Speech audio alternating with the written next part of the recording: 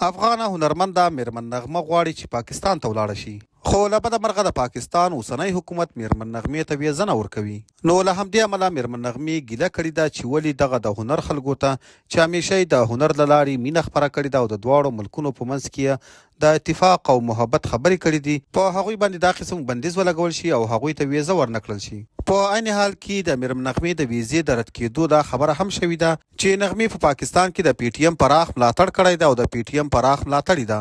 د نغمې له پی ټی ایم یا پښتون ژغورنې غورځنګ سره دغه پراخ ملاتړ تر هغه وخته پورې هم لا دوام درلود چې کله ګیلمن جانان شهید شو او نغمې د هغه په یاد کې سندره وویله او د هغه څخه وروسته پېښور ته ولاړه او د ګیلمن له کورنۍ سره یې مالي مرسته وکړه. لنډه دا چې نغمې په سوشل میډیا باندې د پی ټی ایم پراخ ملاتړ وکړ او همدا ملاتړ د دې باعث شو چې اوس د پاکستان حکومت میرمن نغمه دغه هیواد ته نه پرېږدي او هغې ته ویزه نه ورکوي. ملګرو، تاسو ته دې معلومه وي چې د پاکستان حکومت نن سبا په هر هغه چا باندې بندیز لګوي څوک چې د پی ټی ایم یا پښتون ژغورنې غورځنګ ملاتړي وي او هغوی ته په پاکستان کې د هیڅ قسمه فعالیت اجازه نه ورکوي. او همداسې نن سبا د پاکستان او افغانستان ترمنځ هم حالات خراب دي. نو میرمن نغمه بیا یوه افغانۍ ده او د پاکستان حکومت هیڅکله هم دغه افغانانو ته اجازه نه ورکوي چې پاکستان ته داخل شي. قدرمن دوستانو، تاسو یې په اړه څه نظر لرئ؟ خپل نظر مو راسره په کمنټ کې خامخا شریک کړئ.